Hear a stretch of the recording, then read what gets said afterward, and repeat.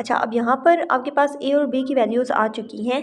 अब नेक्स्ट में आप क्या करेंगे, नेक्स्ट में आपने सी जो कांस्टेंट है उसकी भी वैल्यू निकालनी है। तो उसकी वैल्यू निकालने के लिए हम लेट्स सपोज पुट कर देते हैं C minus x is equal to 0 and X is equal to C. तो यहाँ पे जो यही वाली ऊपर वाली जो इक्वेशन है, इसी इक्वेशन के अंदर अगेन आप पुट करेंगे, put in equation 3, put in equation 3। Equation 3 के अंदर पुट करेंगे तो वैल्यू क्या बनेगी, 1 इज इक्वल टू, यहाँ से देखते जाए, ए है B minus x into c minus x, तो बी माइनस सी और सी माइनस सी 0, ठीक है। तो यहाँ पे ए के साथ जो भी फैक्टर है वो 0 आ जाएगा, प्लस बी है, बी की वैल्यू ए माइनस एक्स है और सी माइनस एक्स है बी के साथ। यहाँ पर आपने एक्स की जगह सी पुट करना है, ए माइनस सी और यहाँ पे सी माइनस सी, तो सी माइनस सी 0 हो जाएगा। तो बी के साथ भी जो फैक्टर मल्टीप्लाई हो रहा होगा वो पूरा का पूरा फैक्टर 0 हो जाएगा, प्लस सी के साथ अब देखें ए माइनस एक्स है तो एक्स की जगह सी आ जाएगा, यहाँ पे ए माइनस सी इंटू बी है, बी माइनस एक्स है तो बी माइनस सी आ जाएगा। तो ये वाली वैल्यू जो है सपोज जो है वो इस तरह से बन जाएगी। अब नेक्स्ट में आप क्या करेंगे, नेक्स्ट में आपने क्या करना है, यहाँ पे c की वैल्यू निकालने के लिए, c की वैल्यू निकालने के लिए क्योंकि ये दोनों फैक्टर्स तो ऑलरेडी 0 हो जाएंगे, 1 इधर ही प्रेजेंट है, ये दोनों फैक्टर्स इधर मल्टीप्लाई हो रहे हैं, दूसरी साइड पे जाके डिवाइड हो जाएंगे, a minus C into B minus सी, ये इस तरह से हो जाएगा। अच्छा, अब क्या करना है, अब यहाँ पे क्योंकि आपके पास ये इसी वाली वैल्यू को भी आप माइनस में कर लें तो -1 डिवाइडेड बाई सी माइनस ए हो जाएगा और यहाँ पर बी माइनस सी हो जाएगा। तो ये वाली जो वैल्यू है वो कुछ वैल्यू जो है वो इस फॉर्म में आ जाएगी। अच्छा, अब यहाँ पे ये आपके पास सी की वैल्यू आ चुकी है, सी की वैल्यू है -1 divided by c minus a into B minus सी, ये आपके पास सी की वैल्यू है। अब क्या करेंगे नेक्स्ट में आपने इन इक्वेशंस को थोड़ा मज़ीद, इन वैल्यूज़ को मज़ीद थोड़ा हम सिंप्लीफाई फॉर्म में लेके जाते हैं। अब ज़रा ये चीज़ नोटिस करें कि a माइनस बी है, यहाँ पे b माइनस सी है, यहाँ पे देखें a माइनस बी है और c माइनस ए है, यहाँ पे देखें तो ये है c minus a into B minus सी। मतलब आपके पास बेसिकली 3 फैक्टर्स आ रहे हैं, एक c माइनस ए आ रहा है, एक b माइनस सी आ रहा है और एक a माइनस बी आ रहा है। ये तीनों फैक्टर्स हमने क्या करने हैं, हमने इन तीनों इक्वेशंस के अंदर प्रेजेंट करवाने हैं ताकि जो थोड़ा बहुत डिफरेंस आ रहा है तीनों फैक्टर्स के अंदर वो चीज़ जो है वो ताकि हम कॉमन ले सकें नेक्स्ट में जाके। तो हम लोग इन तीनों फैक्टर्स को इसको बैलेंस करने के लिए हम लोग क्या करेंगे, अब यहाँ पे देखें a माइनस बी है, b माइनस सी है, लेकिन इसके अंदर a माइनस बी नहीं है। तो इस इक्वेशन को हम लोग मल्टीप्लाई भी करवा देते हैं a माइनस बी के साथ और डिवाइड भी करवा देते हैं a माइनस बी के साथ, ठीक है। तो ये वाली इक्वेशन देखिए क्या बन जाएगी, -1 a माइनस बी ऊपर और नीचे क्या आ जाएगा, नीचे आ जाएगा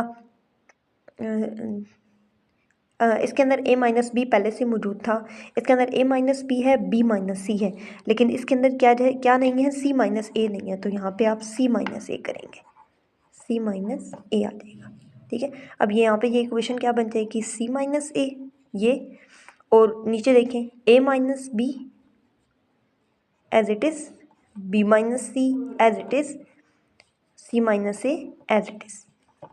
ये जो पूरा फैक्टर है ना, ये जो नीचे वाला फैक्टर है, सपोज करें कि इसको मैं ले लेती हूँ c माइनस ए तो एज इट इज़ रहेगा ऊपर, लेकिन सपोज करें इसको मैं एक कांस्टेंट की इक्वल कर देती हूँ, वो कांस्टेंट मेरे पास अल्फ़ा है, ठीक है।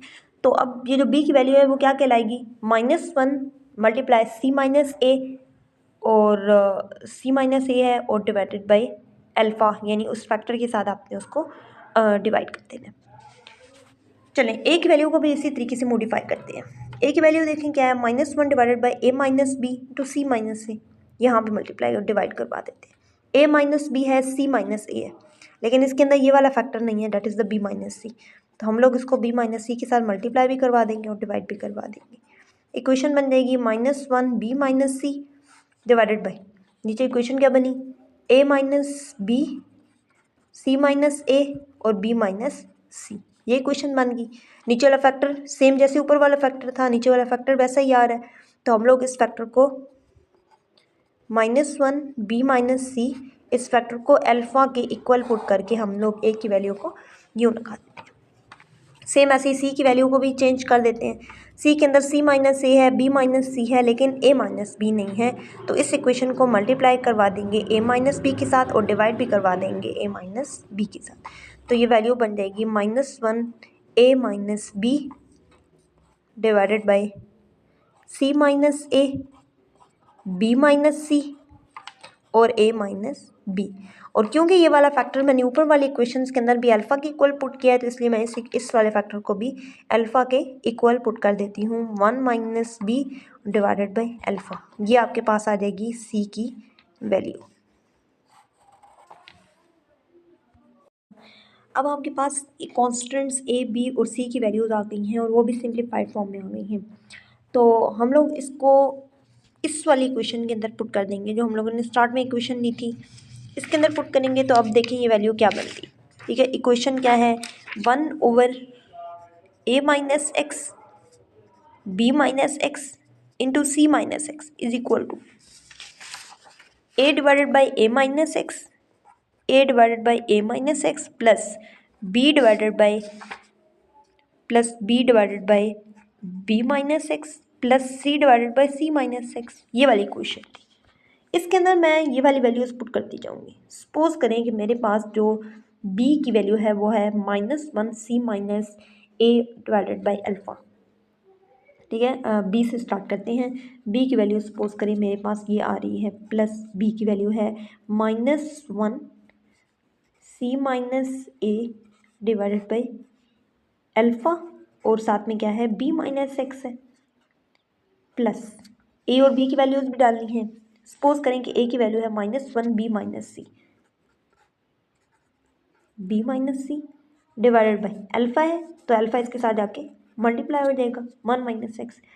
सी की वैल्यू यहाँ पे सपोज करें निकली थी -1 a माइनस बी, तो -1 divided by a minus b. ठीक है, a minus b divided by alpha c minus x, इसके साथ इस तरह से ये मल्टीप्लाई हो जाएगा। ठीक हो गया। अब यहाँ पे क्योंकि माइनस है तो ये वाले माइनस जो हैं वो कॉमन आ जाएंगे, यानी कि -b minus c divided by alpha into a minus x minus c minus a divided by alpha into B minus x और यहाँ पे अब minus a minus b alpha into c minus x. इसमें से आप 1/अल्फ़ा को कॉमन ले लें। 1/अल्फ़ा को कॉमन लेंगे तो पीछे क्या बन जाएगा, पीछे बन जाएगा -1 multiply b minus c divided by a minus x plus, ऐसे कर लें। फिर इंटीग्रेट करना है, क्योंकि हम लोगों ने क्या करना है, हम लोगों ने इस इंटीग्रेशन को इंटीग्रेट करके लेके जाना है। तो इंटीग्रेशन के लिए आप लोगों को ये वाली चीज़ करनी पड़ेगी, इंटीग्रेशन, फिर -1 c minus a divided by b minus x रह जाएगा, फिर plus integration -1 a minus b into divided by c minus x. जब इंटीग्रेशन लगाते हैं तो साथ में हम लोग इसका डिफरेंशियल भी लगाते होते हैं, तो यहाँ पे dx की फॉर्म में ये डिफरेंशियल आ जाएगा। यहाँ पे सपोज करें इसका डिफरेंशियल ले रहे थे, यहाँ पे सपोज करें इसका डिफरेंशियल ले रहे थे, ये सारा आ जाएगा। ठीक है, अब 1/अल्फ़ा तो सबके अंदर कॉमन है, एक बड़ी ब्रैकेट ले लेते हैं। लेने के बाद b minus c is also the constant. ठीक है, तो b माइनस सी को मैंने क्या किया, यहाँ पे कॉमन ले लिया। इंटीग्रेशन किसकी लेनी है, इंटीग्रेशन लेनी है -1 ऊपर है divided by a minus x है डॉट dx। फिर क्या करेंगे, फिर प्लस है, c माइनस ए को यहाँ से कॉमन ले लें क्योंकि कांस्टेंट है, c माइनस ए को कांस्टेंट लेंगे तो integration -1 divided by b minus x dot dx आ जाएगा। फिर प्लस a माइनस बी को कॉमन ले लिया, इंटीग्रेशन करेंगे -1 divided by c minus x dot dx। तो ये वाली जो इक्वेशन है वो आपके पास कुछ यूँ आ जाएगी। 1/अल्फ़ा वैसे ही कांस्टेंट है, बजाय बड़ी वैल्यू लगाने के मैंने इसलिए यहाँ पे कांस्टेंट लगा दिया। यहाँ पे b माइनस सी कॉमन है, माइनस एक्स का ऊपर डेरिवेटिव प्रेजेंट है -1, तो इसका सिंपल इंटीग्रेशन हो सकती है, ये इंटीग्रेशन आ जाएगी natural log of a minus x plus c minus a को कॉमन ले लिया था यहाँ से, इसके इंटीग्रेशन लेंगे तो यह आ जाएगा natural log of a minus x, क्योंकि माइनस एक्स का डेरिवेटिव प्रेजेंट है, प्लस a माइनस बी को कॉमन ले लिया, इसका लेंगे तो natural log of c minus x की इक्वल आ जाएगा, और ये वाली इक्वेशन जो है वो इस फॉर्म में ये इक्वेशन सॉल्व हो जाएगी। ठीक है।